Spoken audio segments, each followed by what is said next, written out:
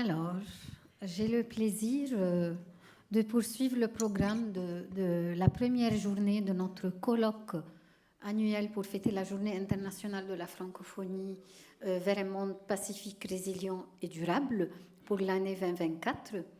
Et comme vous le savez, c'est la fin de la première journée avec la troisième séance dont j'ai l'honneur de modérer et qui est intitulée « Information et médias ». Alors, nous avons le plaisir d'avoir parmi nous 3 grandes célébrités francophones. Christophe Rioux, que j'invite sur le panel.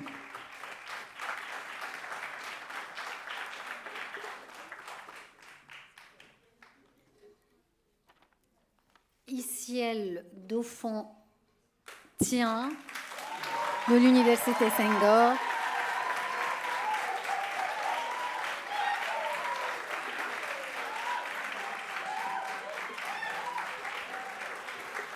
Et on va finir en beauté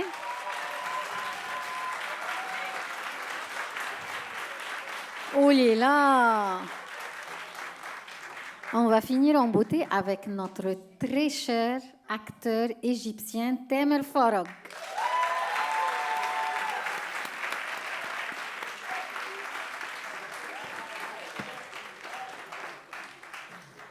Alors, j'ai de la chance vraiment d'avoir des célébrités avec moi sur cette séance. Je commence avec notre premier intervenant que j'ai eu le plaisir de rencontrer en décembre dernier quand j'étais en France pour le prix du Cercle Richelieu-Senghor. Et puis on a échangé ensemble, on a trouvé beaucoup de points communs entre nous.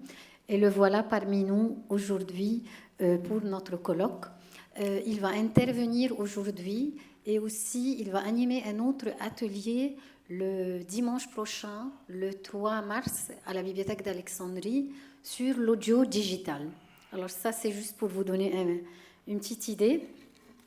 Christophe, il est diplômé de l'École supérieure de commerce de Paris, Sorbonne, et de l'École des hautes études sciences sociales. Il est universitaire, journaliste, écrivain. Il enseigne à la Sorbonne, à Sciences Po Paris et dans plusieurs grandes écoles où il dirige des masters spécialisés dans le domaine des industries culturelles et créatives. Voilà pour les étudiants de Senghor, département culture. Ça correspond un peu, ou beaucoup. Il a présenté l'émission Les Deniers de la culture sur France 5. Il intervient comme chroniqueur sur France Culture et écrit pour Lire Magazine littéraire, le groupe Beaux-Arts et la revue Études. Il y a beaucoup de choses à dire. Il fait aussi partie de l'association Lecture Jeunesse et de la Semaine du son de l'UNESCO. Il est également parrain de Strasbourg, capitale mondiale du livre l'UNESCO 2024 et membre du jury prix littéraire Gisèle Halimi du Grand Prix du livre audio et a été juré du prix Welper Foundation, la poste du prix François Sagan. Alors, je vous laisse, je vous invite à prendre la parole, Christophe, et je tiens à mentionner que vraiment, j'ai le plaisir qu'en peu de temps, mais on a réussi à faire quelque chose et à t'accueillir à la Bibliothèque d'Alexandrie. Merci beaucoup, Marois. Et oui, je me souviens encore de cette rencontre au Sénat pour la remise de ce prix, magnifique prix. Et je suis vraiment ravi d'être ici pour ce colloque très pluridisciplinaire. On a parlé de beaucoup de choses, international. Bravo vraiment à toute l'équipe, bravo aussi à tous les intervenants que j'ai pu entendre, et puis à ceux qui passeront demain par anticipation. Et moi, Marois l'a dit, je vais évoquer un aspect à la fois de mes recherches et de mes engagements assez forts, c'est la question de l'audio. Alors je vais, rassurez-vous, le définir, qu'est-ce que j'entends par audio, mais vous le savez, ma conviction, c'est que l'audio est un moyen d'aller vers un monde pacifique, résilient et durable, comme c'est indiqué effectivement un peu partout. Et je vais tenter de vous expliquer pourquoi dans un contexte un peu particulier qui est celui des guerres de l'information, l'audio au cœur des guerres de l'information. Et on va prendre 2 exemples pour essayer de limiter le champ d'analyse, c'est les enjeux climatiques qui ont déjà été évoqués ce matin, et notamment une question qui est le climato-scepticisme, les gens qui ne croient pas au changement climatique, qui le remettent en question, et la question des conflits contemporains. Contemporains au sens large, puisqu'on reviendra sur la genèse de l'audio, et notamment sur le fait que les premiers conflits ont été marqués par une très forte présence de la question de l'audio. Je vais développer 4 axes. D'abord, m'intéresser à la question de la propagande. Oui, l'audio, le son, on le verra avec la radio par exemple, était au cœur à l'origine de la propagande, ce qui a marqué et ce qui marque encore beaucoup l'audio. Aujourd'hui, et c'est une bonne nouvelle, il est progressivement devenu un média de confiance, et j'oserais dire même le média de confiance, qui permet sans doute d'aller vers ce monde que nous rêvons tous de voir émerger. Il est également, l'audio, c'est ma conviction, un vecteur de durabilité, et puis aujourd'hui, il est entré dans une phase aussi de guerre, de résistance, on le verra. Les enjeux sont multiples, mais je vais peut-être tenter d'abord de définir ce que j'entends par l'audio. Marois l'a dit. Je suis notamment administrateur de la Semaine du son de l'UNESCO, qui est un programme qui place le sonore au cœur d'un certain nombre de problématiques sociétales. Et le premier, peut-être un chiffre, je n'en donnerai pas beaucoup, mais c'est de se dire que l'audio, ça pèse beaucoup, ça pèse autant que l'industrie pharmaceutique et le budget de l'armement. Je ne sais pas si vous vous rendez compte, 38 milliards d'euros pour la France. Et évidemment, je ne vais pas traiter dans cette partie dédiée à l'information et aux médias de l'ensemble des industries sonores, puisqu'il y a la musique, il y a le cinéma. Par exemple, un film, c'est à peu près 20% d'audio. Clairement, quand on regarde un peu dans le détail, finalement, ce qui nous intéresse, nous, médias et information, c'est à peu près 2 milliards, voilà, sur les 38. Donc je me limiterai en 15 minutes, je suis obligé de me limiter, effectivement, à ces 2 milliards. Et rappeler peut-être aussi, premier axe, la naissance de l'audio dans un contexte de propagande, Seconde Guerre mondiale, propagande de masse, utilisation de la radio par le régime nazi et la résistance, et puis Radio Paris, vous savez, qui était une radio collabo à Paris, avec Radio Paris-Mans, Radio Paris est allemand, Radio Paris-Mans, Radio Paris est allemand, et la BBC. Donc radio collabo d'un côté, et BBC qui va incarner une forme de résistance, avec évidemment le mythique appel du 18 juin sur lequel on reviendra tout à l'heure.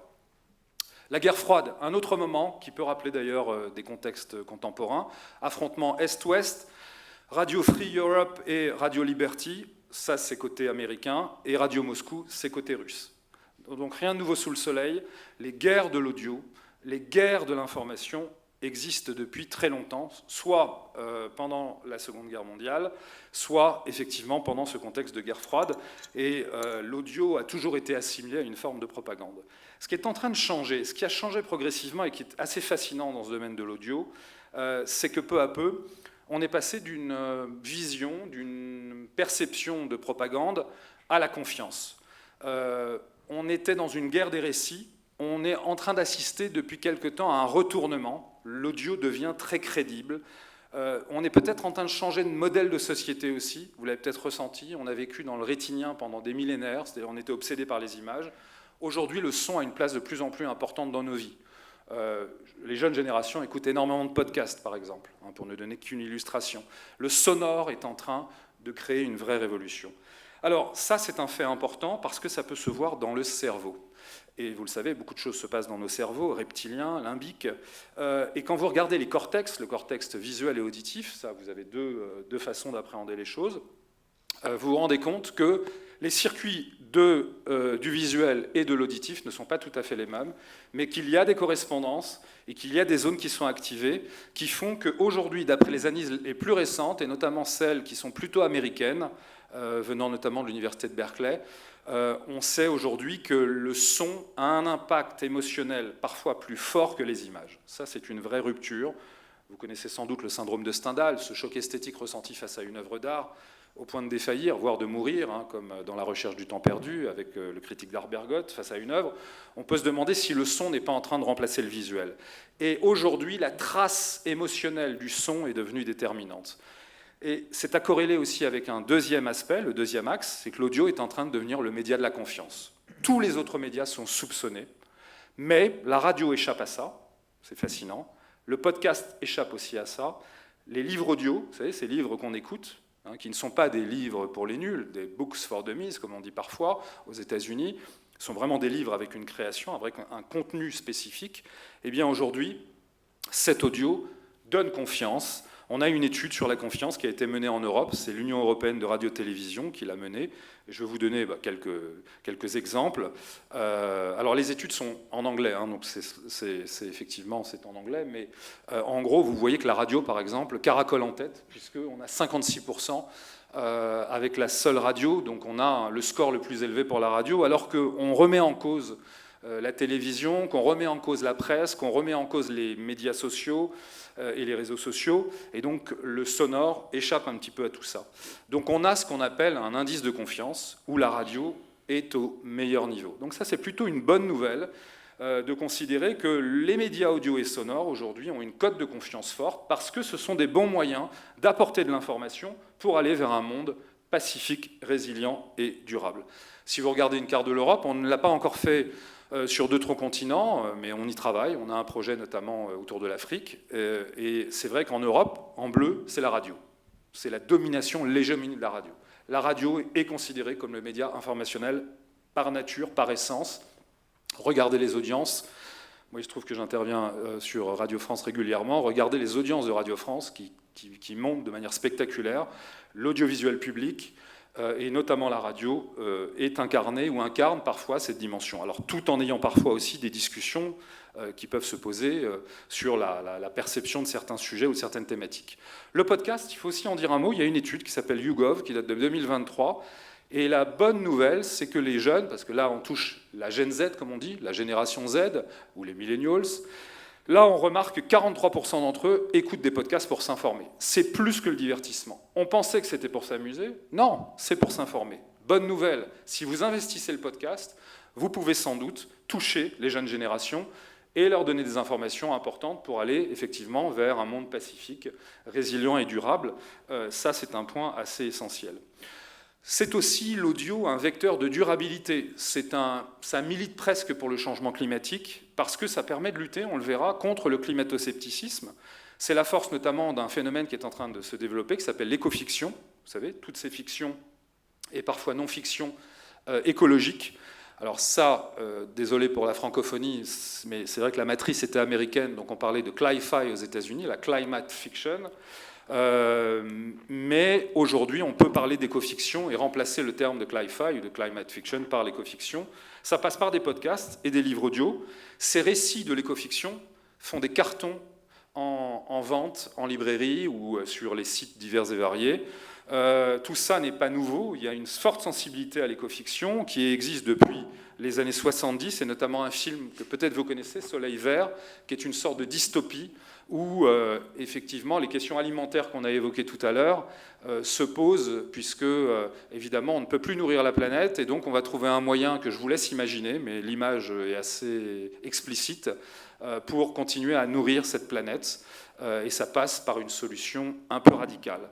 Ça, c'était Soleil Vert. L'écofiction a pris le relais avec ce qu'on appelle aux États-Unis la climate fiction, avec notamment, j'en ai pris un seul, c'est Richard Powers, avec L'Arbre Monde, prix Pulitzer, qui a vraiment fait entrer le sujet de l'écofiction dans le grand public. Et puis, après, tout le monde s'est engouffré dans la brèche, et même Greta Thunberg, activiste écologique, qui a décidé de faire un livre audio qui a eu énormément de succès, parce qu'il y a peut-être plus d'impact avec un livre audio qu'on écoute qu'un livre qu'on lit, et ça permet de toucher aussi sans doute plus de gens. Et puis le genre s'est disséminé, Mer morte, vous voyez, c'est des thèmes, ça fait un peu peur quand même. On est un peu dans des fictions apocalyptiques. C'est de la fiction pour le moment, jusqu'à quand? Mais en tout cas, les questions écologiques sont abordées par les romanciers et les romancières, et par le podcast, le livre audio et le sonore. Polaris, là aussi, un monde gelé qui nous attend peut-être aussi. Donc vous voyez, on a tout là. On a les mers mortes, on a les mondes gelés. Et donc ces thématiques aujourd'hui, elles sont au cœur d'enjeux qui sont liés au livre, et notamment aux enjeux qu'on a cités tout à l'heure, ceux de Strasbourg, capitale mondiale du livre UNESCO. C'est la première fois qu'une ville française est capitale mondiale du livre. Je précise qu'Alexandrie a été la deuxième capitale mondiale du livre, et que Accra, par exemple, au Ghana, était la précédente, et que Rio de Janeiro, en 2025, sera la prochaine. L'idée, c'est de fédérer et moi en tant que parrain, je suis assez impliqué dans le processus, de fédérer ces villes et d'essayer, là ça tombe bien avec Alexandrie, de créer des liens et des passerelles autour notamment de questions comme l'écologie du livre au sens très large, et notamment sur des problématiques capitales mondiales du livre. Qui va démarrer en avril. On a une semaine entière d'inauguration. Par exemple, le maire de Rio de Janeiro sera là. C'est un grand rendez-vous officiel, mais c'est un axe fondamental. Deuxième événement où l'écologie sonore est très présente, c'est la Semaine du son de l'UNESCO, dont j'ai le plaisir d'être l'administrateur. Et la Semaine du son, c'était un peu pareil. Cette année, notre thème, on l'a lancé à l'UNESCO, devant un grand panel de gens qui étaient présents.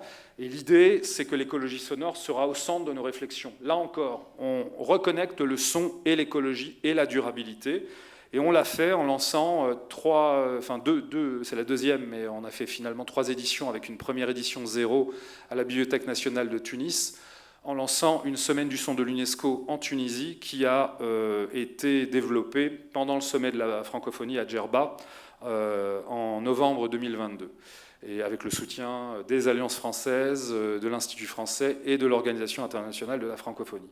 L'idée vraiment, c'est ça, c'est d'aller ensuite développer des semaines du son, particulièrement en Afrique, en utilisant le son comme une porte d'entrée vers l'accessibilité, vers la création, vers la culture et vers les grandes questions que nous abordons. Et puis pour terminer, constat quand même aujourd'hui que nous sommes un peu en guerre. Nous sommes passés progressivement des guerres de récits aux récits de guerre. On est entré dans une époque nouvelle qu'un néologisme décrit bien, c'est le terme d'infoguerre aujourd'hui. Donc on n'est plus dans la propagande, le terme a un peu disparu, on l'utilise beaucoup moins, mais on entre vraiment dans l'infoguerre. Ça prend la forme parfois d'une diplomatie d'influence, pour ne pas utiliser un terme anglo-saxon que vous connaissez, de soft power, mais ça révèle la force et les pouvoirs du son pour faire avancer les sociétés, et notamment pour aller vers ces objectifs qui sont présents. Et pour ça, évidemment, une mutation est en cours, et on va le voir, un acteur majeur s'est invité. Je vais vous donner un exemple. Alors je ne vous le fais pas écouter parce que il est un peu long, mais c'est le discours du 18 juin du général de Gaulle qui a été recréé, puisqu'on n'a pas de traces, on n'a pas d'enregistrement officiel du discours. Il a été recréé, il a été inventé. Donc on peut se dire que c'est presque une fake news, pour utiliser là aussi un terme anglo-saxon, ou de la désinformation, mais il a été recréé avec un comédien. Donc c'est une collaboration qui a été mise en place par le journal Le Monde, donc une source d'information, avec l'IRCAM, et on a recréé, alors après un travail assez complexe en studio, ce discours ex nihilo. Ça fait à la fois peur, parce qu'on se dit qu'on peut faire du clonage de voix avec tout et n'importe quoi aujourd'hui, et en même temps ça révèle la puissance de l'audio et le pouvoir de l'audio qui se développe aujourd'hui de manière extrêmement importante. Je rappelle que sur Terre, sur 7,5 milliards d'habitants, chaque personne a une voix différente. Toutes les personnes ici ont une voix différente, et donc on peut imaginer les potentialités du clonage de voix aujourd'hui. Et pour finir, clairement, ça ouvre des perspectives intéressantes. L'audio peut devenir un facteur de paix, il peut sensibiliser, notamment des jeunes générations, il peut informer, il peut éduquer, il peut donner accès à la culture. C'est aussi un incroyable outil de résilience. Et puis l'intelligence artificielle, moi je me méfie un peu de ceux qui, depuis ChatGPT, ont commencé à nous dire qu'il fallait s'en méfier. L'intelligence artificielle, elle n'est ni bonne ni mauvaise. En matière de sonore et d'audio, elle sera ce qu'on en fait. C'est-à-dire que c'est un outil. Et clairement, il y a aussi de très beaux projets qui vont permettre de communiquer et qui vont donner un futur à l'audio et permettre sans doute aussi de faire exister de nouveaux vecteurs d'information et de communication. Et pour la partie médias et communication de ce colloque, je pense que c'était essentiel de le rappeler. Merci pour votre attention.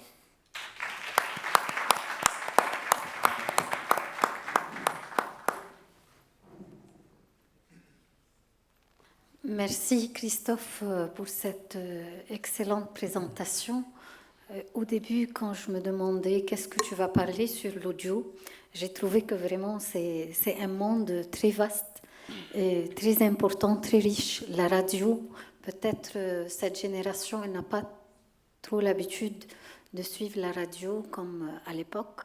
Et ça m'a vraiment beaucoup marqué quand tu as dit que c'est un outil de confiance, bien qu'avec tous les logiciels qu'on voit aujourd'hui, avec l'intelligence artificielle, j'imagine qu'on peut tout reprendre ou même imiter les sons, les voix des gens. Et voilà même ce que tu viens de dire du discours de Charles de Gaulle qui n'existait pas et qui a été enregistré. Alors ça nous laisse réfléchir et je pense qu'on aura plus le temps de discuter avec le public plus tard. Merci beaucoup. Et j'invite Iciel Doufontien. Je prononce juste Iciel? Chokran. Spécialiste en communication des organisations, il est passionné du digital marketing, de graphisme, de photographie, de vidéographie, de vlog et de marketing territorial.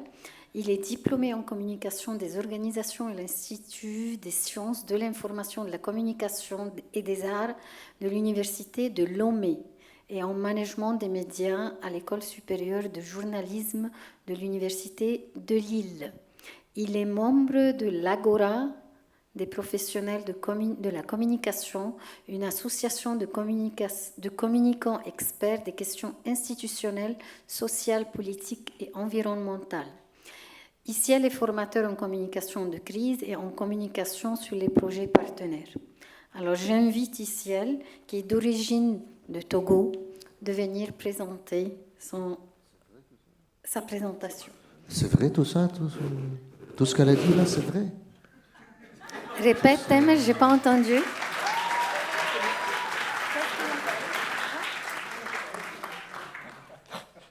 C'est vrai?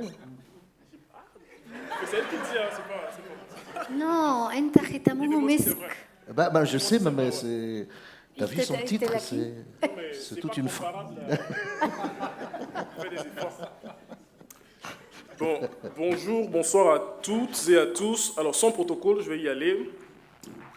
Un courageux serpent sauve un poisson de la noyade. Mais voici ce que les médias vous diront. Un courageux serpent sauve un poisson de la noyade. Ça, c'est ce que les médias nous diront. Et le pire, c'est que bon nombre vont le croire, y compris moi-même.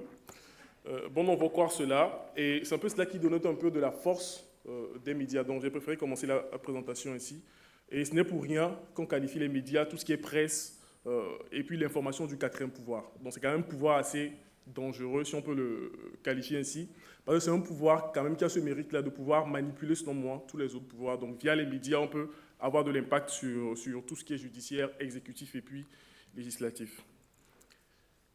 Les médias également vont réussir à vous faire croire qu'hier, par exemple, compte tenu des situations cosmiques assez particulières, le soleil s'est levé bizarrement hier à l'ouest et s'est couché à l'est. Et puis, on va tous croire ça parce que, voilà, justement, de vous à moi, qui prend vraiment le temps de voir réellement où se lève le soleil chaque jour, quoi. On sait tous que c'est de l'est à l'ouest, mais bon, voilà. Donc, les médias ont vraiment cette force-là.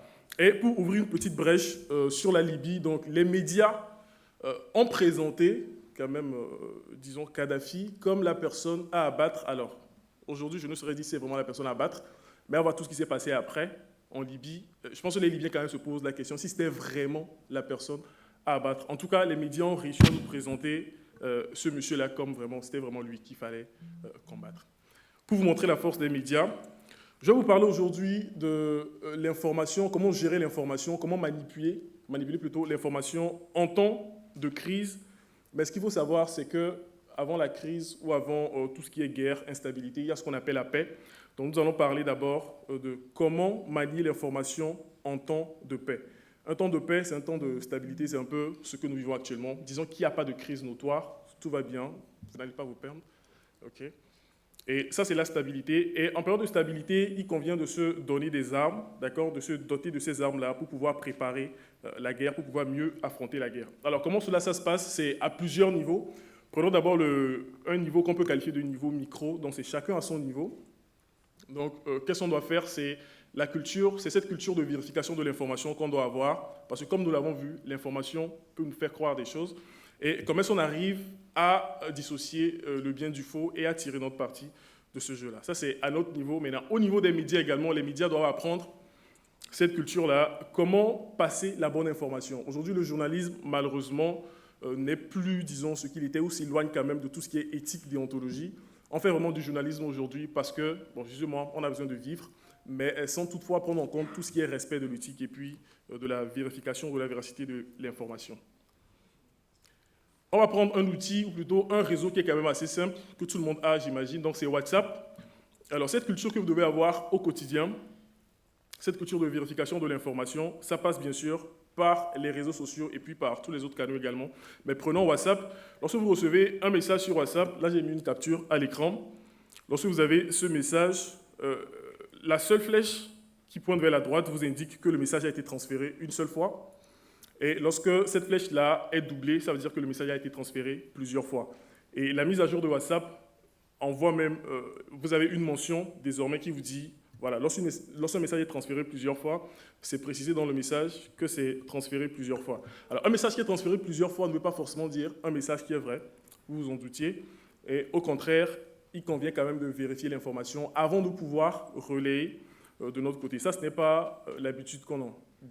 Généralement, lorsqu'on a l'information, on se presse de la partager. Alors, comment vérifier cette information, par exemple, où on nous dit qu'on a découvert une baleine ou une baleine qui a été vue en Namibie?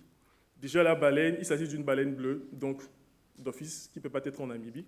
Mais le réflexe, c'est de partager tout de suite au lieu de vérifier l'information. Pour vérifier cette information, ce que nous pouvons faire, une astuce, c'est de faire rapidement un croisement. Donc, de voir, ça c'est l'information venue sur WhatsApp, donc on fait un croisement également avec les autres médias pour voir ce que les autres médias disent. Donc, un ou deux médias, c'est ce qui s'appelle un peu le fact-checking, pour employer un terme anglophone. Disons la vérification des faits, si vous voulez. Donc, vous faites un croisement pour voir si l'information est répétée par d'autres médias, si la description de la baleine est pareille sur WhatsApp que sur le média sur lequel vous voulez vérifier l'information. Est-ce qu'on peut tout vérifier? On ne peut pas tout vérifier, évidemment, mais le fait de ne pas pouvoir tout vérifier ne veut pas dire qu'il faut tout accepter. Donc, si on ne peut pas tout vérifier, il faut quand même avoir cette culture-là de la critique, de l'autocritique, du questionnement perpétuel. Et cela va vous aider à avoir les clés qu'il faut pour affronter la guerre. Alors, ça, tout ce que nous venons de voir, c'est un peu ce qu'il faut faire au quotidien en temps de paix. Donc, la paix, voilà, c'est la stabilité et tout. Maintenant, lorsque la guerre arrive, donc la guerre, c'est la crise, c'est une instabilité. Elle peut prendre plusieurs formes. Mais lorsque la crise arrive, ce qu'on doit faire, ce sont généralement les mêmes clés, d'accord? Parlant de la vérification des informations, c'est sur quoi je vais m'appesantir aujourd'hui. C'est vraiment les mêmes clés que vous allez appliquer en temps de guerre, sauf que la guerre a la particularité, ou la crise, si vous voulez, a la particularité de surprendre. Donc, généralement, la crise, c'est un fait ou un événement auquel on ne s'attend pas, et donc on est surpris. Et généralement, quand la crise arrive, tout ce que vous avez eu à noter comme notion, comme technique de vérification d'informations, comme astuce pour pouvoir lutter contre les mauvaises informations, ben, vous oubliez tout ça parce que, voilà, ça c'est vraiment le propre de la crise. Alors, que faire? La solution, c'est à plusieurs niveaux. Donc d'abord, passer par la rééducation des cerveaux. C'est un peu ce que nous essayons de faire là, okay? Par la sensibilisation, apprendre aux gens qu'il faut se méfier de l'information. Au niveau personnel, le faire, et ça va même jusque dans nos programmes d'école, dans les universités. Si on peut peut-être toucher les politiques pour voir comment est-ce que, même à un niveau vraiment plus bas, on essaie de montrer aux enfants comment développer l'esprit critique. Voilà, comment douter de la télévision, parce que généralement, voilà, tout ce qui passe à la télé, c'est que c'est parole d'évangile, c'est que c'est forcément vrai. Et même la radio, généralement, tout ce qui passe à la radio, on prend ça pour parole d'évangile. Donc, comment rééduquer les cerveaux et comment amener les gens à être de plus en plus critiques. Alors, pour les médias également, c'est pareil, c'est d'apprendre aux journalistes, normalement ces personnes-là qui sont censées ou qui ont pour métier de manipuler le quatrième pouvoir. On dit c'est le quatrième pouvoir, disons c'est un peu le pouvoir le plus important selon moi, mais les personnes qui manipulent ce pouvoir ne sont pas, je ne vais pas dire qu'elles ne sont pas importantes, mais n'ont pas forcément l'aisance qui va avec. Donc généralement les journalistes, ou du moins ce qu'ils sont devenus, voilà, ce sont quand même des... L'image qu'on a quand même de ces personnes-là sont des personnes qui essaient de bidouiller un peu, d'accord, de prendre des dessous de table, et progressivement, le métier s'oublie. Or, c'est quand même un métier assez noble, où il faut faire de la vérification d'informations, publier que de bonnes informations. Mais aujourd'hui, ce qu'on remarque, c'est que lorsqu'on est dans une conférence et que vous voyez des journalistes qui arrivent, tout de suite, le réflexe, c'est de demander, par exemple, un dossier de presse où tout est déjà préparé, et puis ensuite, lui lira juste, plaqué dans son média.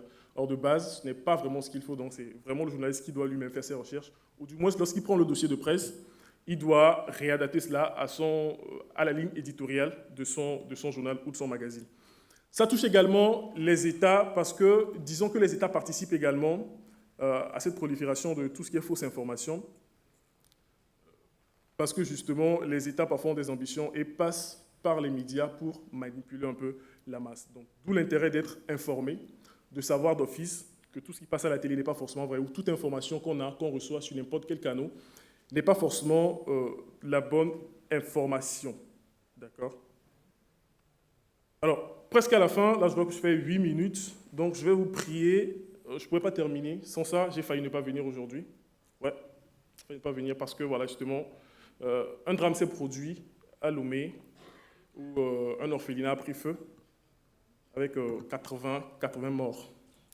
Ouais, c'était ça, donc je vais vous prier s'il vous plaît d'observer 1 minute de silence, vous allez vous lever s'il vous plaît. Ok. C'était une fausse information, justement, parce que on n'a pas pris... Alors, j'ai entendu quelqu'un dire c'était quand, c'est pas mal, ça c'était un début. Mais, voilà.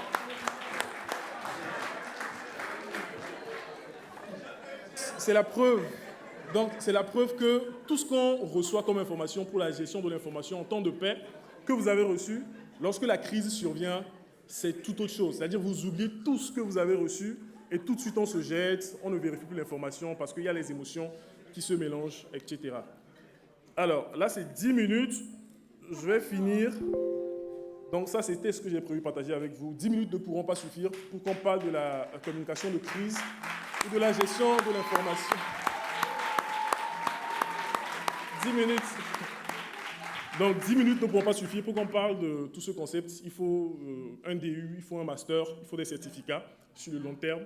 Donc avis aux directeurs qui sont là, il faut développer ces projets ensemble. Et puis voilà, mais j'espère que 10 minutes ont servi quand même à vous faire comprendre que la crise ou la gestion de la crise, comment se comporter en temps de guerre, ça se prépare en temps de paix. Et donc c'est maintenant qu'il faut se préparer via le développement de l'esprit critique, via l'auto-questionnement et puis tout ce que j'ai essayé d'évoquer en 10 minutes. Merci.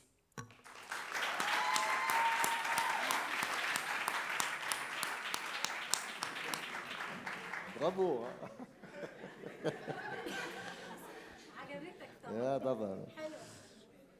Vous êtes sûr, vous n'êtes pas comédien?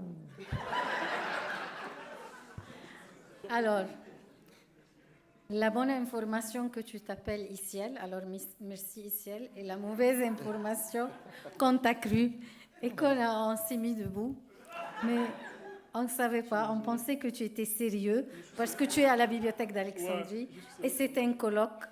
Alors on a cru à ce que tu as dit. Ce qu'il a fait, c'est ce que Gad Elmaleh a dit dans un spectacle, il nous a fait un ascenseur émotionnel. C'est-à-dire, dans un quart de seconde, il nous a fait monter et descendre, et l'aimer et le détester en même temps, dans un quart de seconde.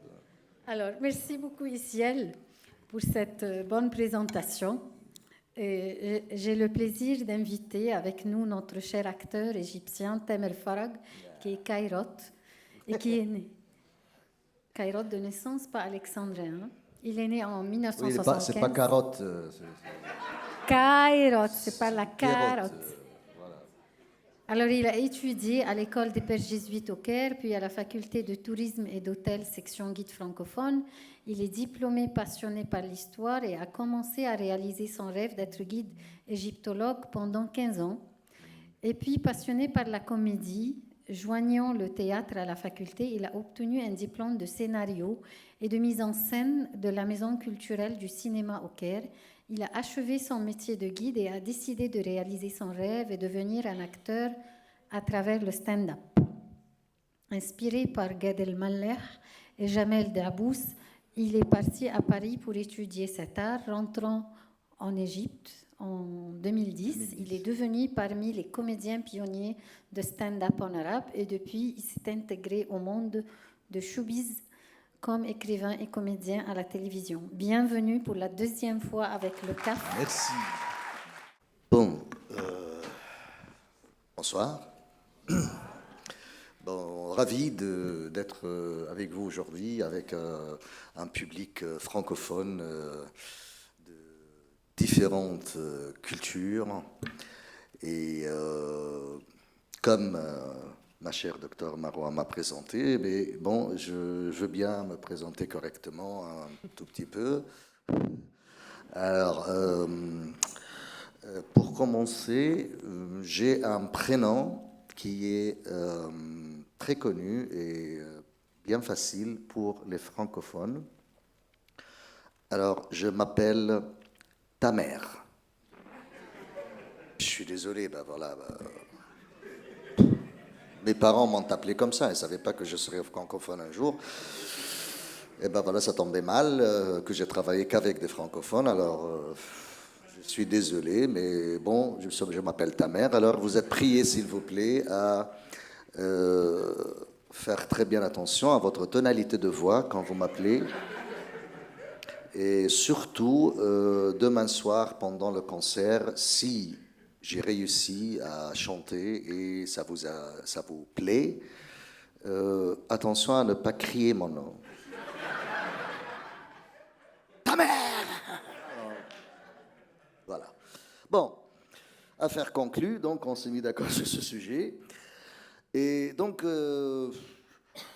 quand j'ai reçu la gentille invitation de la part du Dr Marois à venir participer à ce colloque intitulé Vers un monde pacifique, résilient et durable, je me suis dit, il faut quitter la planète, quoi.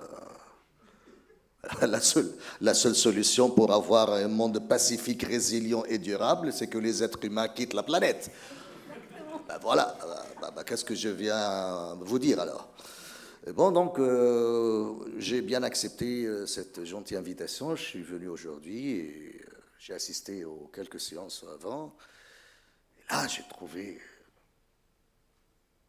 participants qui sont venus avant moi, tous ces intellectuels, les noms, les professeurs.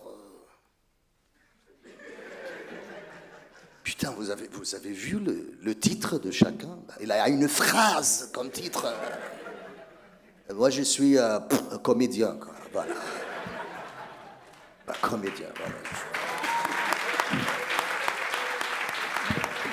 Ben, il faut dire qu'il a pris 2-3 semaines pour réfléchir. À chaque fois, il me dit, écoute, bientôt Ramadan, je suis très occupée avec les feuilletons de Ramadan. Voilà. Je vais réfléchir et je te dis. C'était juste un prétexte, quoi. C'était juste un prétexte. Elle m'a demandé, mais quel est le titre de votre intervention? Ben, je lui ai dit, le déclin de concept de Maët dans le monde moderne. C'est une phrase que j'ai trouvée par terre, quoi. Voilà. Ouais, parce que, en fait, quand je suis venu aujourd'hui, eh bien, j'ai assisté à toutes ces séances avant. La première question qui a croisé ma tête, carrément, avec l'insécurité alimentaire, avec les guerres, avec les machins, je me suis demandé, putain, mais qu'est-ce que je suis venu faire? Rien à foutre. Mais qu'est-ce que je suis venu faire vraiment parmi ces gens honorés avec ces titres-là, tout ça? Mais qu'est-ce que je vais dire? Et là, c'était encore l'esprit de comédien qui était en moi. Mais bon, une fois que je suis sur scène, je me suis dit, bon, je vais peut-être appeler mon deuxième esprit, l'esprit égyptologue, pour essayer de faire le... Quoi, qu'est-ce que tu as dit? Le sage, ça, c'est ça? Bah oui, voilà. Pour prétendre d'être sage et quelqu'un qui parle sérieux. Alors, justement, je suis venu pour vous parler de ce concept de Maët. Est-ce que quelqu'un parmi vous connaît ce mot? C'est quoi le Maët? Bah, que dalle, très bien. Très bien, ça c'est un bon terrain pour dire n'importe quoi, tu vois. Voilà, comme ça, je peux dire n'importe quoi, il n'y a personne qui va venir me contredire, quoi. Bah voilà. Maët, c'est mon grand-père, il était un colonel dans l'armée. Tout ce que je peux dire, voilà. Tu fais des années des études, tu deviens professeur et que dalle à la fin. Alors, ils m'ont applaudi et tout, c'est bon, ça va.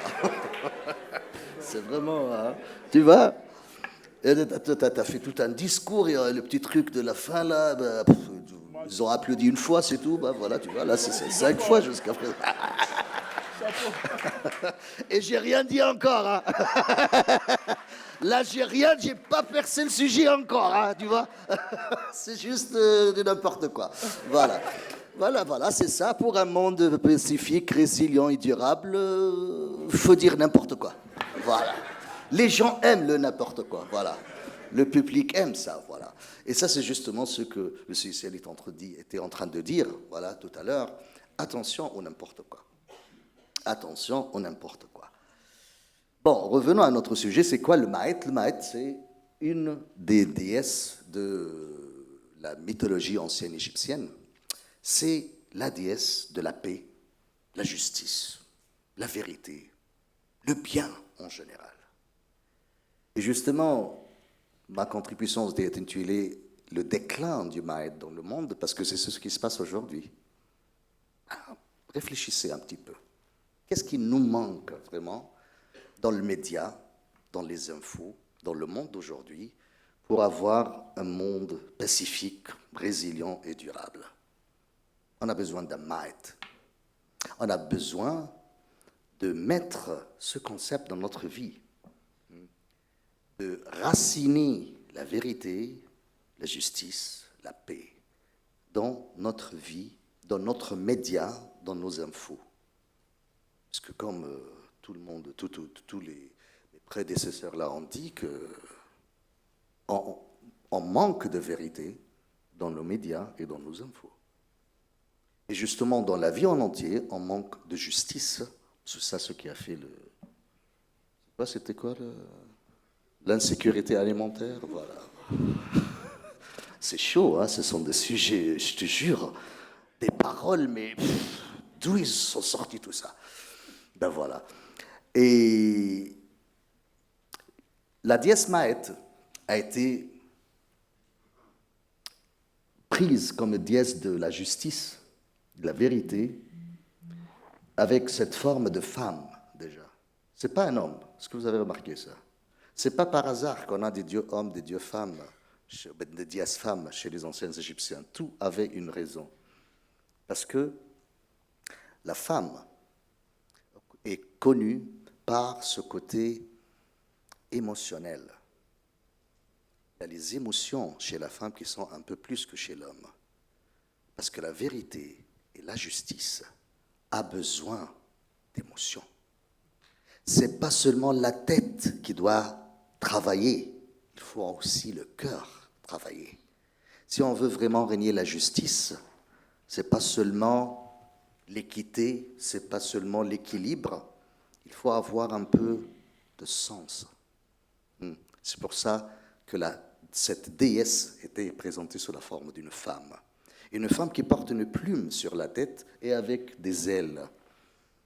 Et ce n'est pas des ailes de cocorico, quoi. C'est pas d'un perroquet. C'est la plume d'autruche. Et pourquoi la plume d'autruche?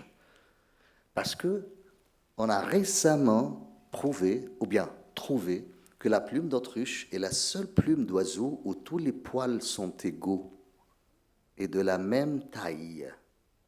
Symbole de la justice, symbole de l'égalité. Mais ce n'est pas seulement ça l'égalité, ce n'est pas seulement ça l'équilibre, ce n'est pas seulement ça la vérité, ce n'est pas seulement ça la justice. Il y a un concept très important, une idée très importante dans la justice qu'on comprend très mal. Est-ce que vous savez qu'il y a une différence entre la justice et le juste?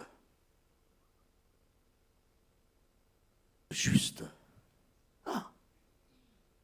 C'est quoi le juste? Ah ben, moi, je ne sais pas. C'est pour ça que je demande la question. Quoi. Je vous donne la question. N'attendez pas que c'est... Non. Le problème chez nous, dans le monde entier, c'est qu'on essaye de régner la justice. Ce qui est faux. Faux. Il ne faut pas régner la justice entre les êtres humains. Il faut régner le juste. C'est quoi la différence? La justice, c'est très simple. La justice, c'est la balance, n'est-ce pas? On a toujours la balance pour marquer la justice. Dans tous les tribunaux du monde, il y a la justice et la balance, parce que la balance, c'est les deux côtés égaux, n'est-ce pas? Ah, justement, cette égalité, c'est la faute énorme qu'on fait pour renier la justice. Comment ça? Imaginez, si je mettais dans un côté 1 kilo de sucre, dans l'autre côté 1 kilo d'héroïne, de shit. Qu'est-ce qui va passer? Ils seront égaux. Donc c'est la justice. Mais non, mais c'est pas de la justice, putain. Comment dire que 1 kilo d'héroïne est égal à 1 kilo de sucre? Ça fait du bien, ça fait du mal. Donc ils ne peuvent pas être égaux. C'est parce qu'ici on cherche la justice. La justice. Équilibre. Équilibre. Quoi que ce soit, les conséquences. Mais le juste, c'est quoi? C'est le juste. C'est régner le bien et pas le mal. C'est pour ça qu'on trouve qu'en le tribunal chez les anciens Égyptiens, quand ils pèsent dans notre monde le cœur du défunt contre une plume d'autruche, la plume de la déesse Maët, on ne pèse pas pour que les deux soient égaux. Non. On pèse le cœur. Si le cœur est plus léger que la plume d'autruche, la plume de la vérité, donc c'est le cœur de quelqu'un de bien, quelqu'un de juste. Son cœur est tellement léger, plus léger que la plume d'autruche. Mais si le cœur est lourd, on me dit même ça, j'ai le cœur lourd, parce que je ne suis pas bien, hein, j'ai fait quelque chose de mal. Si le cœur est plus lourd que la plume d'autruche, il est foutu. Il passe vers l'enfer, il passe vers l'autre côté. Hein. C'est ça ce qu'il faut régner et c'est ça ce qui nous manque dans notre monde. Il faut étudier un peu, s'il vous plaît, de quoi consiste le monde. Le monde, la Terre. Il y a des êtres vivants, il y a des êtres non vivants. On est bien d'accord, hein? Je vous ai perdu là? Non? Oui, il y a des jolies femmes qui rentrent, c'est très bien, mais bon, alors, regardez-moi ici un petit peu, quoi. Je suis en train de faire le sage, là. Donc, il y a des êtres vivants, il y a des êtres non vivants, n'est-ce pas? Donc, les êtres non vivants, on comprend bien, c'est les pierres, les montagnes, le sable, le sol, la terre, l'eau. Les êtres vivants, qu'est-ce qu'on a comme êtres vivants? On a les humains, les animaux, les plantes, les politiciens. Ben oui, parce que le politicien, c'est pas parmi les êtres humains, non, on est bien d'accord. Hein. Ben, les politiciens, c'est pas parmi les êtres humains. Non, pas du tout. Justement, voilà. Donc, on a trouvé ici où est le problème. Le problème de la Terre. Pour avoir un monde pacifique, résilient et durable, il faut éliminer. Voilà. C'est aussi simple que ça. Pourquoi? Parce que, justement, les politiciens, ou bien autres, ne comprennent pas le concept de Maët. Tous nos problèmes d'aujourd'hui, c'est qu'on n'applique pas le concept de Maët. Tous nos problèmes aujourd'hui qui ne nous aident pas à arriver à un monde pacifique, résilient et durable, c'est le déclin du concept de Maët dans le monde moderne. On n'a pas confiance en ce qu'on dit dans la radio, ou bien dans les infos, ou dans le média. On n'a pas confiance de ce qu'on dit dans les journaux, hein, parce que ces moyens de médias n'appliquent pas le concept de Maët, de dire la vérité, de régner le juste. Même chez les musulmans, je ne sais pas si vous le savez, parmi les noms, les épithètes de Dieu, c'est le juste, al-adl, le juste, pas la justice. Dieu, il ne s'appelle pas la justice, il s'appelle le juste. Parce que ça, c'est l'extrême. Ça, c'est ce qu'il faut régner. Le juste, pas la justice. Le juste, c'est que même si vous avez dans les processus des papiers qui vous disent que ça c'est bien, ça c'est le criminel il n'a pas fait ou je sais pas quoi, c'est pas question de papier, c'est pas question de procédure. Si vous régnez la justice ou bien le juste plutôt, il faut pas regarder les procédures et dire non, la procédure n'était pas bon, donc on l'a laissé aller, il n'est pas en prison. C'est quoi ça? Mais c'est immense, c'est pas, c'est incroyable. Parce que, justement, on n'a pas le might dans la tête. Donc, peut-être aujourd'hui, mes prédécesseurs, ils nous ont cité tous les problèmes, ils nous ont cité des études sur ce qui se passe sur la Terre, pourquoi on n'a pas un monde pacifique, résilient et durable. Alors maintenant, moi je vous donne la réponse. Ce qu'il faut faire. Ce qu'il faut faire, récupérer le maït, s'il vous plaît. Le maït, quand l'ancien Égyptien autrefois, le défunt, passe dans notre monde devant le tribunal d'Osiris, il ne disait pas « j'ai fait le bien, Non, il avait ce qu'on appelle un serment négatif. C'est quoi le serment négatif? Je n'ai pas fait. Le maït, c'est pas de faire le bien. Le maït, c'est de ne pas faire le mal. Je n'ai pas pollué l'eau du Nil. Je n'ai pas tué un être vivant. Je n'ai pas pris l'argent ou le bien qui n'est pas à moi. Je n'ai pas. C'est ça le serment négatif. Le maït. Donc, mettez ça dans la tête. Et s'il vous plaît, pour qu'un colloque pareil ne soit pas juste un parloir, juste une occasion pour qu'on vienne écouter des gens qui parlent. Moi, je suis venu personnellement pour les deux choses importantes dans ce colloque, c'est la pause café et la pause de déjeuner. Alors, pour que ça ne soit pas juste ça, chacun parmi vous a un devoir à faire. C'est tout ce que vous avez entendu aujourd'hui ici, tout ce que vous avez appris aujourd'hui ici, essayez de le transmettre à juste 2 personnes. Et ces 2 personnes transmettent à 2 autres. Chacun, donc on aura 4, 6, 8, etc. C'est comme ça que peut-être les infos qu'on a aujourd'hui seront arrivées à ceux qui ne sont pas parmi nous. Et c'est comme ça que ce genre de colloque va achever la raison pour laquelle on l'a fait. S'il vous plaît, sortez d'ici et récupérez la maït. Merci, c'était le temps pour moi.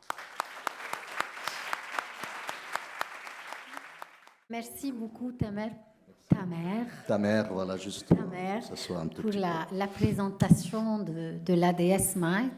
Étant égyptienne, j'ai appris beaucoup de choses aujourd'hui. Et je pense que je vais faire comme tu viens de dire. Je vais sortir et faire quelque chose ou ne pas faire le mal. Ne pas faire, hein. Exactement. Et je tiens à dire ici que je suis vraiment très contente qu'avec ces 3 panélistes qui nous parlent de l'audio, de la communication et du cinéma, à quel point l'art est important dans notre vie.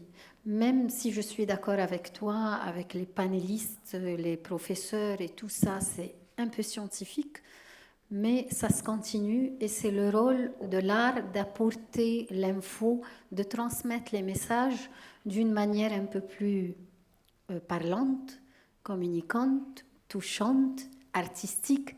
Et c'est pour ça qu'on essaye toujours d'intégrer l'art dans notre vie, dans nos études, au cursus universitaire, scolaire. C'est vraiment très important.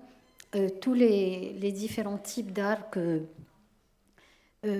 qu'on confronte dans notre vie et qu'on laisse passer, on dit c'est pas prioritaire, les cours c'est plus important, les examens c'est plus important, mais je trouve à quel point les aspects artistiques qu'on doit vraiment y travailler sur nous-mêmes et sur la génération jeune, parce que ça fait sortir tous les aspects ou tout ce qu'on ne peut pas parler d'une manière, disons, scientifique, technique, mais d'une manière artistique, ça sort d'une manière plus agréable, comédienne.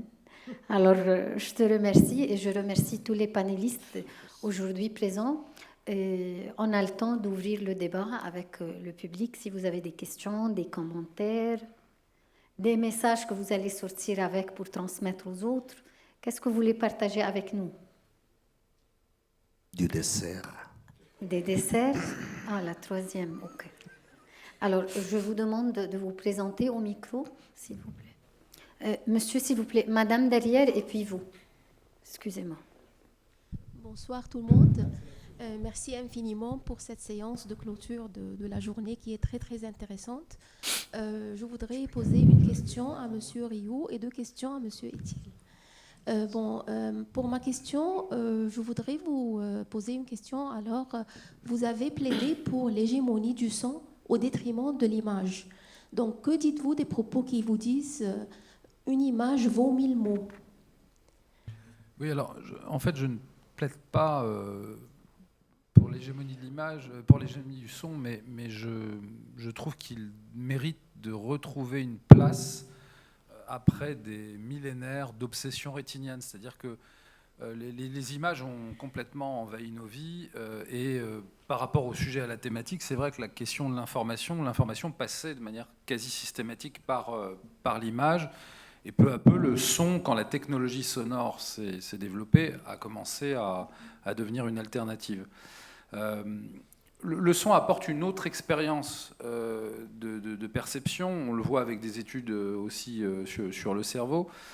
C'est aussi un incroyable moyen d'apprendre. Je n'ai pas eu le temps de le citer, mais il y a des études là aussi très poussées qui nous expliquent que pour des classes de FLE, par exemple, l'utilisation du livre audio et du podcast fait des miracles et peut permettre d'avoir un apprentissage de la lecture beaucoup plus important, multiplié par 3 en termes de connaissances acquises quand même. Donc tout ça est attesté.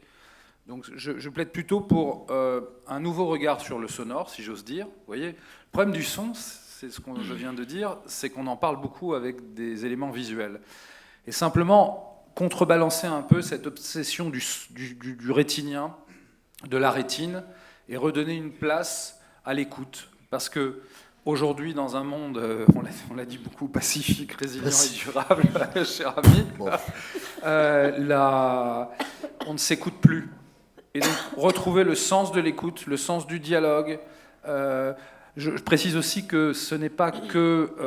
alors, je vais effectivement animer un atelier, une journée sur l'audio digital au cœur des nouveaux médias et des industries culturelles et créatives.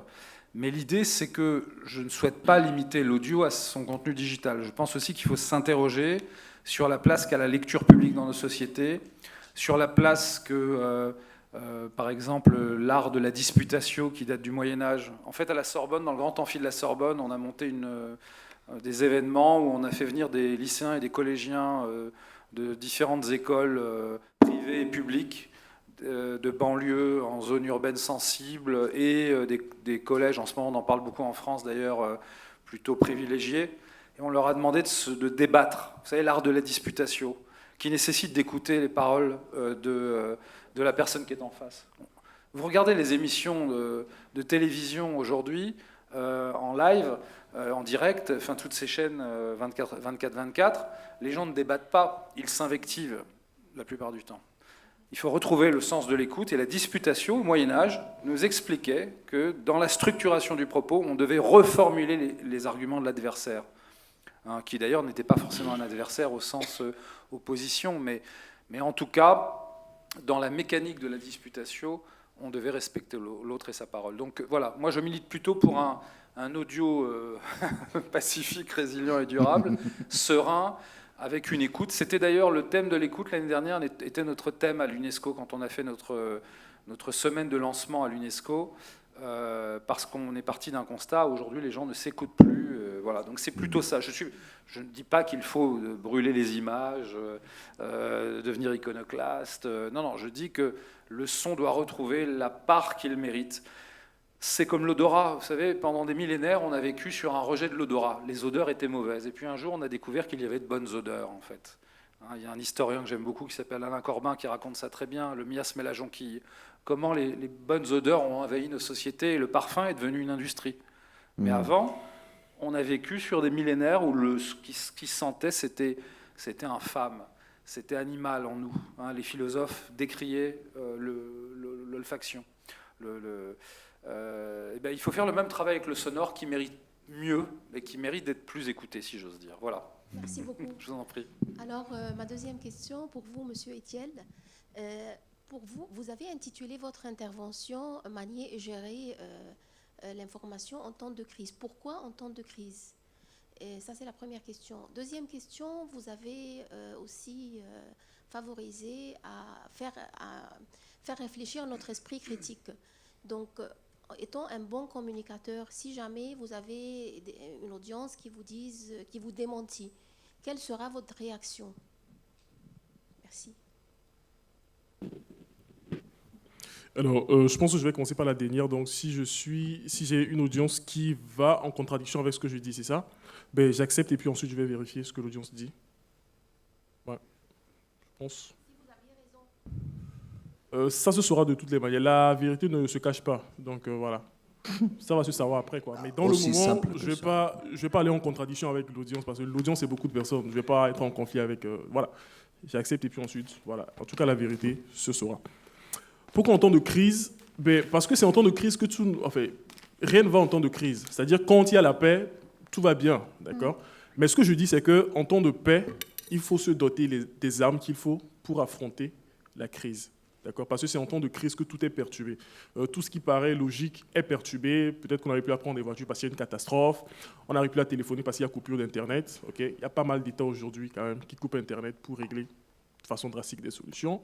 Donc c'est en temps de crise qu'il faut sortir ces armes-là, mais il va falloir prendre du temps pour les préparer en temps de paix. Et la paix, c'est maintenant. Donc tout va bien pour vous, n'est-ce pas? Là, ça va. Donc c'est maintenant, il faut préparer la guerre. Il faut se préparer à la guerre, il faut se doter de ces armes-là. Voilà.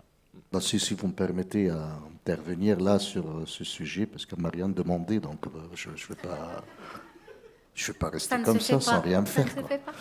Vous a posé tous les deux des questions et moi c'est que dalle. Parce qu'elle sait que vous allez prendre la parole tout seul, comme un grand. Non, mais si vous voulez, je vais vraiment intervenir sur ce sujet que le mot ou bien la phrase que l'image vaut 1000 mots.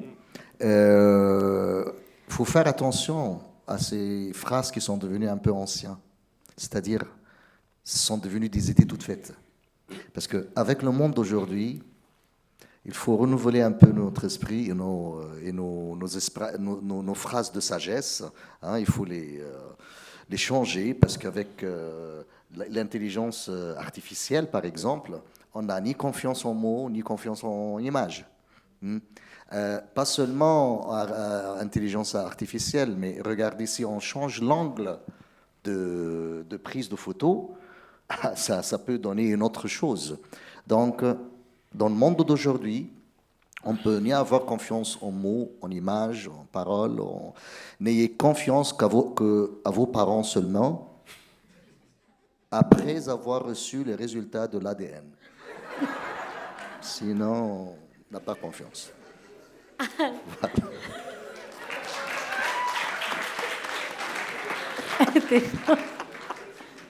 Alors, autre question?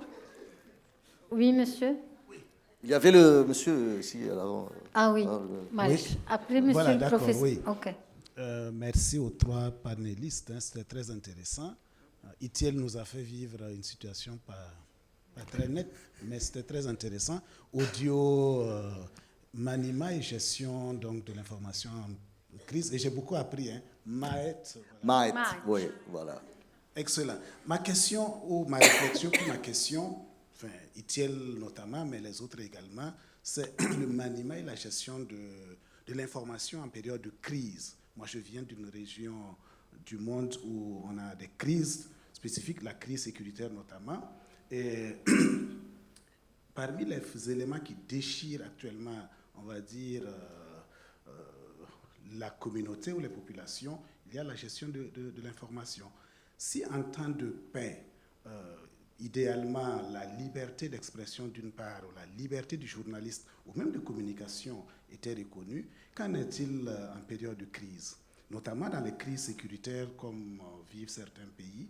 Est-ce que, pour préciser ma question, doit-on contraindre ou gérer ou contrôler l'information en ces périodes-là? Quand vous avez, par exemple, une confrontation entre ce qu'on appelle cette cohorte, ces hordes de sémeurs de morts que les terroristes face aux populations, lorsqu'il y a des exactions, qu'est-ce que le journaliste, il y en a qui plaident pour une liberté absolue, dire tout ce qu'ils voient, et est-ce que c'est possible? Ma question est que, est-ce qu'il faut contrôler, gérer voilà, par exemple, il y a une partie qui milite, j'ai mon opinion, mais enfin, je voudrais avoir votre opinion de spécialiste. C'est une question piège, quoi. Non, on pourrait c'est un piège. Bon, ce que je peux dire par rapport à ça, c'est, en tout cas, bon, moi je pense que c'est une question de stratégie. Donc, au niveau étatique, puisque l'information, à cette échelle-là, elle est vraiment contrôlée par les politiques, d'accord? Ce sont vraiment les décisionnaires, quoi. OK. Et ce sont également les politiques qui prennent la décision de couper Internet, par exemple, dans certains pays. Okay. Donc, à ce niveau-là, c'est vraiment une question de stratégie. Où est-ce que l'État veut aller? Est-ce qu'au vu de tout ce qui se passe, on prend justement l'exemple du Burkina, est-ce que la volonté de l'État, c'est que tout se sait, sachant que dans ce contexte-là, que tout se sache plutôt, sachant que dans ce contexte-là, c'est quand même assez délicat. Donc, les informations sur le terrorisme, etc., qui peuvent fuiter, peuvent alerter peut-être encore l'ennemi et tout ce qui va avec. Donc, c'est vraiment une question de stratégie selon moi. Et je pense que c'est bien de contrôler. En tout cas, ça c'est vraiment personnel, mais c'est bien de contrôler, parce que plus on contrôle, mieux on sait quand communiquer, quand informer, sur quoi communiquer, sur quelles données stratégiques communiquer, etc. Parce que si c'est vraiment laissé à tout le monde, ça va partir dans tous les sens. Et là, les journalistes, c'est vrai qu'ils sont dans le besoin où leur métier les invite à communiquer. Ils sont vraiment dans la réactivité, dans le buzz et tout ça, dans tout ce qui est punchy. Mais ils n'ont pas forcément la mesure de jusqu'où ça peut aller. Donc voilà, d'où l'intérêt. En tout cas, pour ces pays en crise-là, je pense que c'est très bien de maîtriser ou de canaliser la gestion de l'information à un niveau vraiment étatique, politique, quoi. C'est pas ça, hein? Non. Alors, monsieur? Je peux juste ajouter un petit truc là-dessus. C'est que moi, personnellement, je pense que le bien ou le juste ou le vrai, au moment faux, c'est du faux. C'est-à-dire, le bien, le vrai, ce qu'il faut faire, c'est avoir la liberté, par exemple, et la liberté de parole, de s'exprimer, machin. Oui, il faut avoir ça. Mais en quel moment? Dans le moment où il y a des troubles dans le pays, qui va mener le pays aux dégâts, non, à ce moment-là, il faut plutôt s'unir autour du pouvoir central, hein, pour sortir de ces égos, et ensuite, après, on peut avoir la liberté, machin. Mais le bien au moment faux, c'est pas du bien, c'est du faux. Deuxièmement, au niveau de votre question sur la paix et les infos au moment de crise, voilà. Je ne suis pas tout à fait d'accord avec vous qu'au moment de la paix, il n'y a pas tellement besoin d'infos, ou bien il n'y a pas tellement d'infos importantes. Au contraire, moi je trouve que ce qui mène à la crise, c'est le moment de la paix. Pendant le moment de la paix, où tout va bien, il n'y a rien, il y a des fausses informations qui passent vers le peuple. On élève le peuple, et j'utilise le terme élevé, pas informé, mais on élève le peuple avec une fausse information. Tout va bien, tout est bien, vous êtes bien, votre chef est le meilleur, le pays, c'est le pays le meilleur, voilà. Hein? Tout ça, c'est une préparation pour un déclin de l'esprit populaire qui arrive à la fin qu'on se met en crise et en conflit entre nous. Donc regardez, revisez chaque conflit, surtout dans notre continent africain, hein, où l'éducation et l'enseignement n'est pas la meilleure chose. Hein. Vous allez trouver que ces conflits, ça vient d'un grand moment avant de paix où on était en train de gaver le peuple avec des mauvaises infos. Mais on ne savait pas que c'est des mauvaises infos. Parce que justement, on peut savoir la mauvaise du non-mauvaise info au moment de crise. C'est au moment de crise que la mauvaise info soit plus claire peut-être. Mais au moment de paix, c'est beaucoup plus... comment dire c'est un catastrophique, c'est beaucoup plus catastrophique. C'est mon point de vue. Merci. Oui, vas-y Christophe. Peut-être pour compléter un peu, il y a un terme qu'on n'a pas utilisé, qui est assez important, mais c'est un petit peu dans ce sens-là que tu allais, c'est la question de la reconstruction. Il me semble que les moments de reconstruction après un conflit sont une période particulièrement sensible pour l'information. Il se trouve que j'ai eu l'occasion d'être sur des théâtres d'opération à des moments de guerre très durs, et que d'abord, il y a le travail du journaliste, qui est un reporter de guerre, qui prend des risques parfois insensés pour soit décrocher des scoops, soit véritablement informer. Donc il y a des gens qui sont remarquables, qui sont d'ailleurs souvent des écrivains aussi, qui ont une sorte de double vie, qui parfois deviennent d'ailleurs...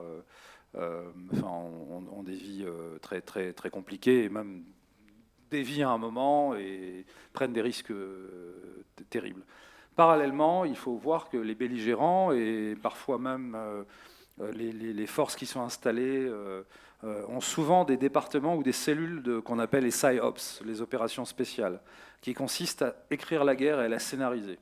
Par exemple, diffuser des faux journaux, diffuser des fausses campagnes d'affichage, voilà, ça existe. Hein, c'est souvent pensé dans les bases opérationnelles qui sont situées assez loin du front, mais qui sont par exemple en Europe, dans certaines bases militaires.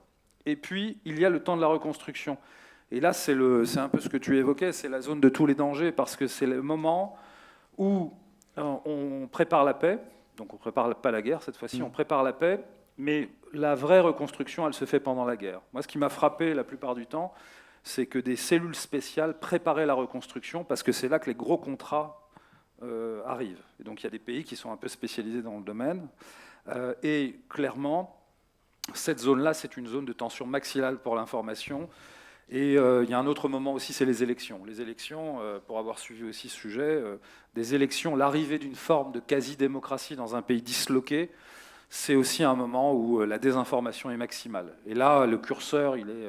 voilà. Donc, je pense que ces phases de transition d'entre-deux sont des phases particulièrement dures pour la qualité de l'information. Et on a un peu du mal à s'y retrouver dans ce flot pas évident à analyser, en fait. Peut-être juste rapidement une petite précision aussi. Avant ta question, Frédéric. Donc, pour moi, j'aimerais vraiment qu'on dissocie. C'est-à-dire qu'il ne faut pas qu'on présente l'information comme, c'est pas, vecteur de guerre automatiquement. C'est-à-dire que toutes les crises ne viennent pas forcément de l'information. Okay, on a déjà des faits, par exemple le terrorisme, etc. sont là. Ça, ce sont des faits qui sont là. L'information, les gens peuvent utiliser l'information pour amplifier la crise ou soit pour diminuer la portée de la crise. Mais toutes les crises ne sont pas informationnelles, quoi. Il ne faut pas croire que l'information, c'est la baguette magique crise. Non, ce n'est pas ça non plus. Donc, je pense que je vais quand même dans votre sens, c'est-à-dire, je ne disais pas, ou peut-être que je me suis mal exprimé, je ne sais pas, mais en tout cas, en période de paix, je ne dis pas qu'il ne faut pas faire attention. C'est-à-dire, c'est vraiment en période de paix qu'on se prépare pour la guerre. Et il faut être autant critique en période de paix qu'en période de guerre. La seule différence en période de guerre, comme je le disais, c'est que quand la guerre vient, il y a rupture et puis on est désorienté. Donc tout ce qu'on a appris en période de paix, okay, au quotidien, toutes les pratiques qu'on a, on a tendance à les oublier. Et puis c'est un peu l'exercice que cela a montré. Donc voilà, on a appris en période de paix toutes les techniques que je vous ai données, mais dès qu'il y a eu la fausse crise que je vous ai énoncée, tout le monde s'est levé, on n'a pas eu le temps de mettre en pratique. Bon, je pense qu'on s'accorde, on ne va pas... Oui.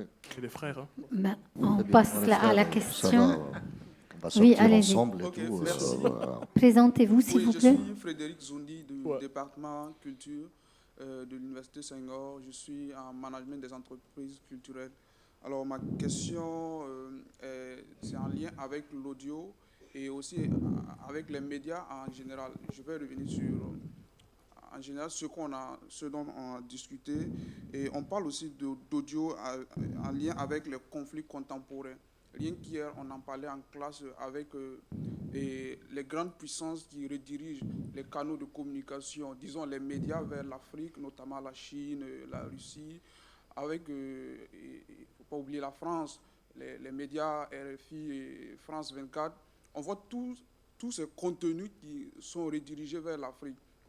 Et actuellement, comme Itiel l'a mentionné tout à l'heure, et ça alimente, et on utilise souvent l'information pour alimenter souvent les conflits.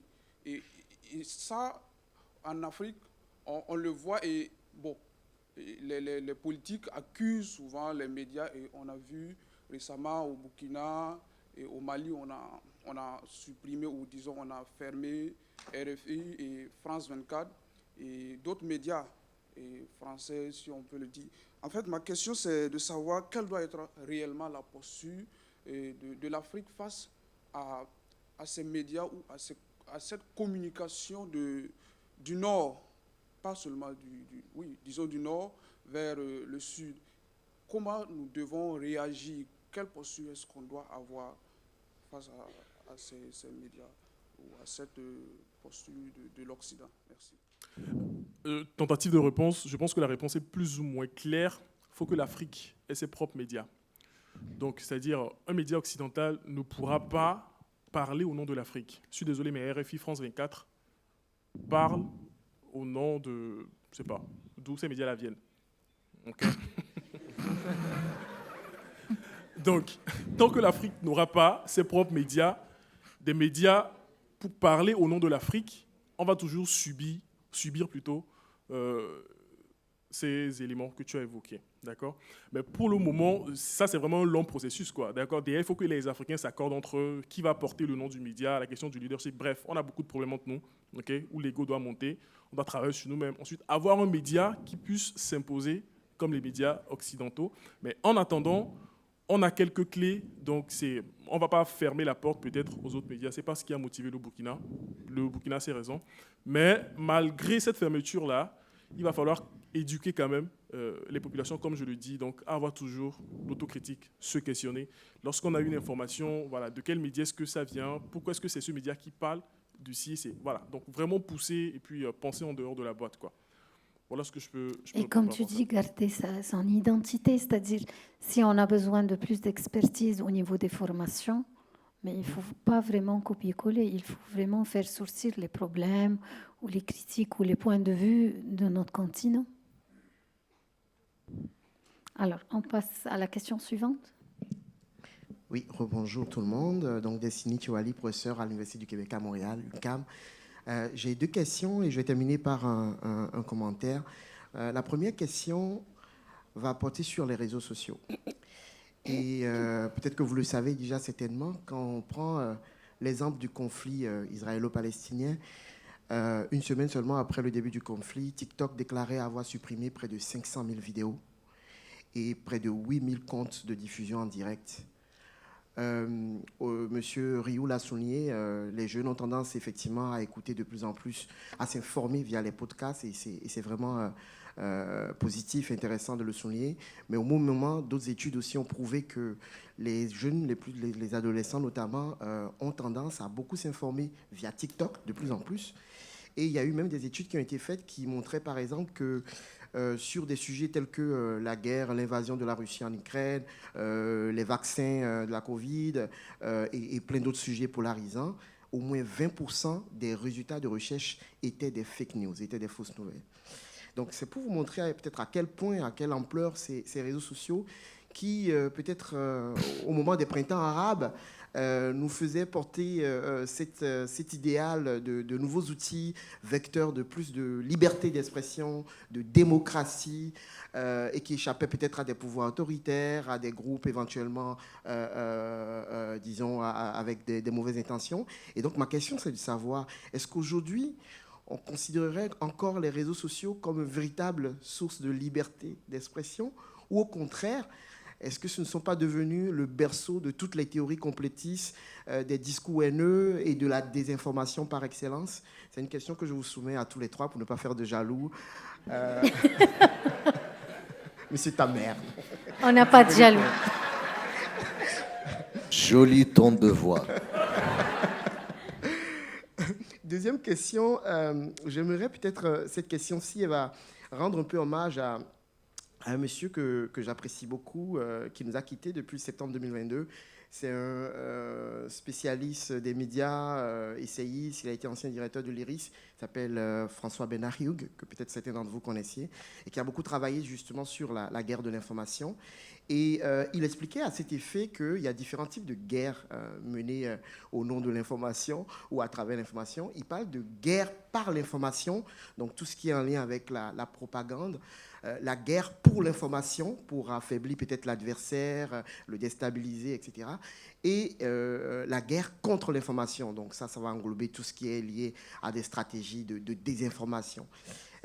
Dans notre monde aujourd'hui, et ça s'adresse peut-être particulièrement à M. Rioux, est-ce qu'on est dans avec les conflits qu'on a aujourd'hui, est-ce qu'on est plus dans des stratégies de guerre contre l'information ou de guerre de propagande, de guerre menée par l'information ou de guerre simplement pour contrôler l'information? Ce serait une question pour vous. Et puis, mon commentaire pour terminer. Vous savez, moi, je suis un chercheur qui cherche, mais aussi qui aime trouver. D'accord? Il n'y a pas beaucoup de chercheurs qui trouvent. C'est pour la première fois que je... Chercheur qui cherche. Et qui trouve. Ça, c'est fort. Hein. Un chercheur qui cherche, mais qui aime aussi trouver. D'ailleurs, j'aime tellement trouver que les Québécois ont créé un concept qu'ils appellent la découvrabilité. Et moi, en tant que chercheur, je me suis saisi de ce concept-là pour voir comment on peut découvrir les nouveaux talents, les contenus culturels des pays francophones, par exemple. Et je peux vous dire qu'aujourd'hui, je suis tellement fier d'avoir expérimenté la découvrabilité, en vrai, en découvrant Monsieur Tamer. C'est juste monsieur qui me va pas. En découvrant ta mère, ça sera mieux, quoi. J'ai bien envie de vous ramener avec moi au Québec pour vous montrer que vous êtes un exemple de découvrabilité. J'adore le Québec. Très sincèrement, vous avez dit tout à l'heure que vous portiez seulement le titre de comédien et qu'il y avait des grands professeurs, etc. ici. Vous avez fait semblant de nous raconter n'importe quoi, mais j'aimerais vous dire que vous n'êtes pas n'importe qui et que justement, si on devait vous décerner, j'ai adoré les présentations de Monsieur Rioux et de notre ami Thiel, mais je pense que le public va être d'accord avec moi pour qu'on vous décerne la palme d'or de l'humour, de la sagesse et de la philosophie. Voilà.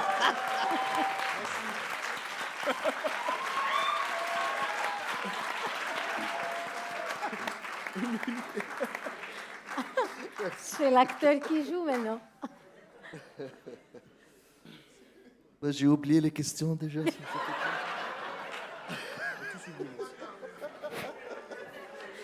Fais semblant de dire quelque chose de bien et pas n'importe quoi.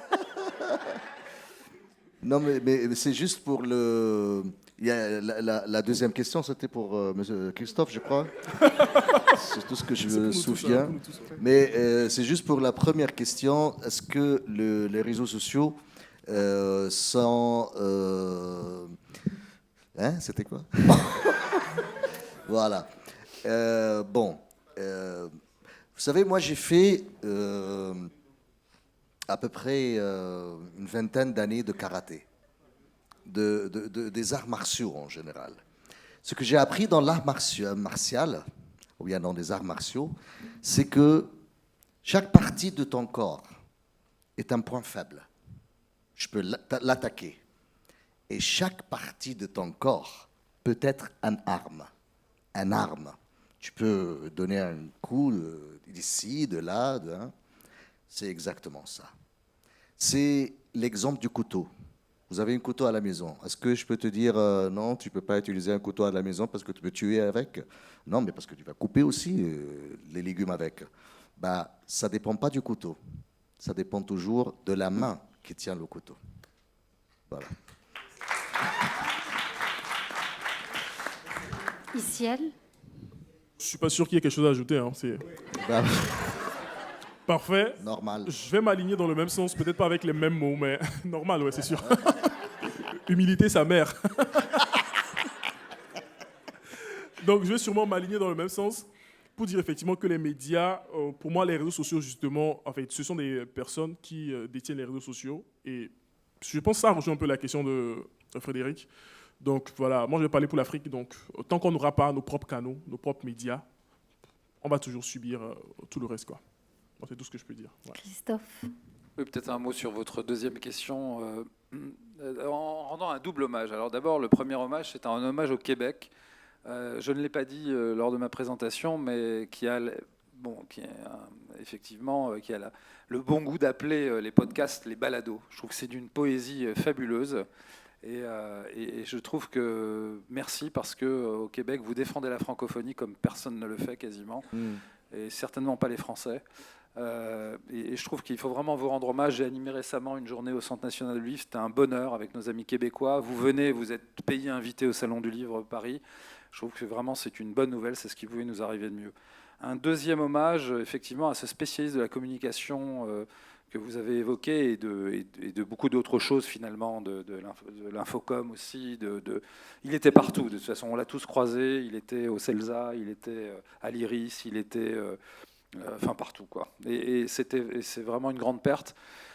Pour résumer, votre question était compliquée, mais je dirais qu'il a été le père de l'infoguerre, finalement, terme qui commence à faire florès, à se développer, et qui résume assez bien ce qu'on vit, c'est-à-dire que guerre de l'information, guerre pour l'information, guerre de l'information, on ne sait pas trop comment le prendre, infoguerre, et peut-être le concept qui est en train de monter en puissance, et je pense qu'on lui doit beaucoup. Donc vraiment un hommage à cette personnalité, en plus attachante, et avec une grande capacité et ça c'est quand même important, de vulgarisation, parfois de trucs assez complexes, parce que c'est quand même, quand vous rentrez dans le détail de la machine, des guerres de l'information, c'est comme de la cybernétique, quoi. C'est des histoires de flux, on ne sait pas trop où ça va. Voilà. Sur la première question qui était liée aux réseaux sociaux, alors aux médias et réseaux sociaux, je ne l'ai pas mis dans ma présentation pour l'alléger un peu. Je suis plutôt resté sur un triptyque podcast, livre audio et radio. Mais en réalité, il y a du son et de l'audio dans les médias sociaux et les réseaux sociaux. Et j'aurais pu les ajouter. Je le fais d'ailleurs, je le ferai dimanche, où je consacrerai une partie aux médias et aux réseaux sociaux. Il y a un cas qui, pour moi, résume un petit peu la complexité des choses. C'est le cas Clubhouse, que peut-être vous avez suivi, qui a été une tentative de réseau social supposé super verrouillé, où tout le monde pouvait aller s'épancher dans des rooms, enfin des chambres, voilà, mais où on était censé pouvoir discuter de tous les sujets après avoir été parrainé. On pensait que c'était safe, que c'était vraiment une zone. Et en réalité, c'est verrouillé. Voilà, verrouillé. Et la réalité, c'est que effectivement, ça ne l'était pas. Il y avait une grosse faille de sécurité. Et donc, voilà. Et ça montre aussi la dualité. Tous les médias et réseaux sociaux aujourd'hui sont fascinés par l'audio. Twitter a lancé des grandes manœuvres dans le domaine. Facebook l'a fait aussi. Presque tous rêvent d'utiliser le son comme seul moyen de communication. Il y a une appli de rencontre, par exemple, qui s'appelle Lovevox, uniquement par la voix. Voilà, donc c'est pas besoin d'une photo où vous êtes voilà, en tenue diverses et variées. Je vais pas m'étonner, voilà, mais en revanche la voix. Donc Vox Love, où on peut uniquement tomber amoureux d'une voix, ou pas d'ailleurs. Mais je le disais tout à l'heure, 7,5 millions d'individus sur cette terre et 7,5 millions de voix, 7 milliards et demi, pardon, de voix singulières. Donc, il y a tout un film qui est là-dessus, le film de Her. Oui, qui est un film génial, qui est vraiment un film génial. Il est tombé amoureux de la voix, une voix d'intelligence artificielle, quoi. Oui. C'est vrai, mais ça c'est... Alors, je tiens à vous remercier, chers panélistes, pour votre vraiment intervention très enrichissante qui va de l'audio vers l'infocom, vers le cinéma. Vers n'importe quoi. C'est le n'importe quoi qui a apporté le bien de Maret. Alors, je trouve que c'était vraiment très intéressant. Et pour revenir aux chercheurs qui aiment chercher, je vous rappelle que je suis bibliothécaire à la Bibliothèque d'Alexandrie, un lieu de tolérance, de dialogue. Même s'il y a des discours très scientifiques, c'est notre rôle à la bibliothèque d'ouvrir nos portes d'ouvrir le débat, de vous inviter tous à la bibliothèque. C'est votre deuxième maison, parce que je vois la majorité des étudiants Senghor qui viennent d'arriver il y a quelques mois. Alors, vous êtes les bienvenus. Vous avez une très belle bibliothèque ici même les pour Québécois, faire la recherche. On accepte tout le Les monde. Québécois, Même les Québécois. Tout le monde, voilà. tous les pays francophones qui Ouais, sont les là Québécois, aujourd'hui. ils ont bien, comme a dit Christophe, ils ont bien défendu la francophonie Ouais, malgré l'accent. T'as vu un Québécois qui... Oh là là. C'est comme les Marseillais. un peu. Tabernacle, quoi. Alors, merci tout le monde. On ne va pas trop vous tarder. On est déjà à 18h10. J'espère vous revoir demain. Vous êtes tous invités. On va commencer à 10h pour les 2 séances qui nous restent. Et puis la séance de clôture à 5h30. Vous avez le programme si vous ne l'avez pas sur vous. Et c'est déjà publié sur notre site et Facebook. Merci beaucoup, cher public, pour votre patience. Je vous attends demain. Je vous attends pour la clôture. Pour chanter avec nous. Je vais chanter. Bah, imaginez là. Bah, imaginez le bordel. Hein. Je vais chanter. Hein.